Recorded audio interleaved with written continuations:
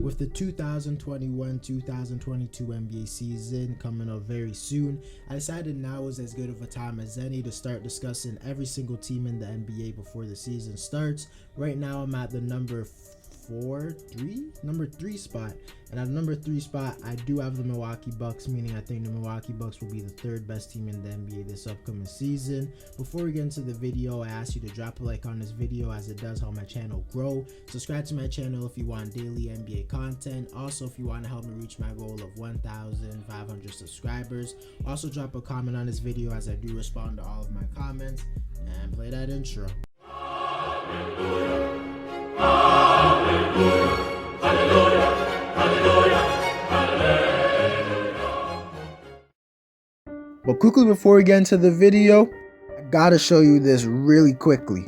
This is the new Diversion water bottle. It's basically a water bottle where you can put stuff like your keys, wallet, and other kind of small items like in your water bottle that will make you lose it way less. And it will also just help you to not have your pockets full and things like that. Click the link in my bio if you're interested, and into the video. When it comes to the offensive side of the floor, over the past few years, the Milwaukee Bucks have always been one of the best offensive teams in the NBA. Last season, they ranked as the 6th best offense in the league, and to be honest, I don't see any reason for them not to be that this season, and there's no real reason to think that they would fall off, because I think this offseason, they got a little bit better on offense, not significantly. I think they'll be around the same level. This is a team filled with a superstar, one of the most dominant players in NBA history in Giannis Antetokounmpo, alongside there's a bunch of crazy good three-point shooters, and they have a shot creator in Chris Middleton.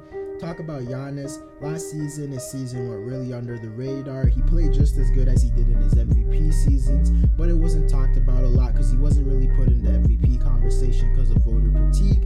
But in the postseason, we saw how good Giannis was in the playoffs and how he led the Bucks to their first championship in a long time. So people are really starting to put more respect on Giannis's name, and I absolutely love to see it. Honestly, I think he's going to be doing like around the same numbers that he's been doing over the last few years. I just think his three-point shot's going to be improved because if you've seen regular. Next, I want to talk about Chris Middleton, who obviously stepped up for the Bucks last year in the playoffs. And to be honest, a lot of people used to disrespect him, including myself. But now, after seeing what he did in the postseason, no one can really talk too badly about him. I still think he's not the best second option in the world, but he's definitely far from the worst, as the Bucks literally won a championship with him. He just needs to be a little more consistent. When it comes to the regular season, I think he's a for sure all-star this upcoming season. To quickly talk about Jrue Holiday, last season he was very inconsistent in the playoffs, and the regular season he was pretty good. At times in the playoffs he looked unplayable if it wasn't for his amazing defense. To be honest, I don't think Jrue is going to get better or worse this season. I think he's just going to be classic Jrue, be exactly what he was last season, but I think he's definitely coming into this season with a lot more respect. To talk about some of the other players outside of the Bucks' big three, they have Brook Lopez, who's a good three-point shooter as a center. I think he's just going to continue to play at the level he's been doing out the last few seasons. They also have Diversion, who a lot of people forgot wasn't even with them in the postseason. And in my opinion, he was like their 4th or 5th best player because he's a solid perimeter defender while being a good shooter and a guy who can finish at the rim. This offseason, they got George Hill, who's just a solid backup point guard and a very good three-point shooter. Bobby Portis was a guy who had a lot of big games for them, especially in the finals. They re-signed him this offseason. I think he'll just continue to do great off the bench. Pat Connaughton is a good shooter, and they got Grayson Allen, who was a really good shooter last season in Memphis. Overall, this is just a team of 3 all-star players. A lot like when it comes to the defensive side of the floor, the Bucks have always been one of the better defenses in the league. But for some reason, last season during the regular season, they took a significant step back. They weren't like a bad defensive team or anything like that, but they weren't as amazing as they only ranked as the 9th best defense in the league, when in previous years they were ranked as a top 3 defense, and some years even the best defense.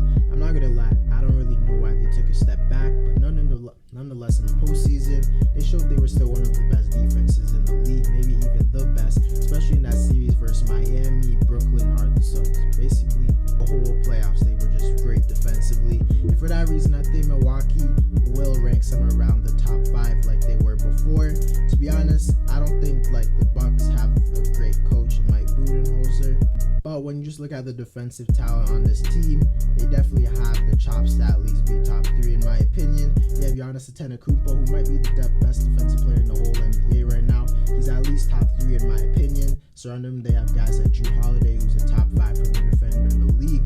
Brook Lopez, who's a solid defender as a big man, unless he's guarding Kevin Durant. Chris Middleton, who's a solid perimeter defender. Dante DiVincenzo, who is a really good perimeter defender. Hope he's the same after his injury. George Hill's pretty solid. Bobby Portis is pretty solid. Grayson Allen's pretty solid, along with Pat Connaughton. So I just think this is a team that can possibly be a top 5 defense in the league if they really want to. But if I had to predict to save my life, I would say they fall out a little bit out of the top 5 just because of what I seen last season, and they didn't really make any great defensive players or anything like that, if you know what I mean. To answer the question of why the Milwaukee Bucks are ranked number 3 on my list is due to the fact that I obviously think the Bucks have a legit chance to win the NBA championship since they won it last season, and they didn't really get that much worse this offseason. But if you're wondering why they're not the number 1 team even though they just won a championship, it's simply because I don't feel like they're better than the Brooklyn Nets even without Kyrie Irving. But now that the Nets don't have Kyrie, I definitely think it's close now, but I still wouldn't predict the Bucks to beat them if they're fully healthy. I also think the Lakers are better because I just simply think they have a more talented team, and I think they'll figure it out chemistry wise. But nonetheless, Milwaukee is definitely an NBA title contender. I think they have the 3rd best odds up coming into the season. Maybe they'll surprise me. Maybe they'll win 70 games. They were on pace to do that back in 2020. But nonetheless, they're going to be good. I think we all know the Bucks are going to be good. I hope they can make it out of the Eastern Conference because I don't like the Nets. Good luck, Milwaukee.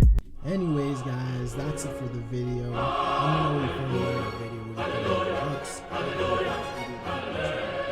Subscribe to my channel if you want daily NBA content. Also, if you want to help me reach my goal of 2,000 subscribers, also drop a comment.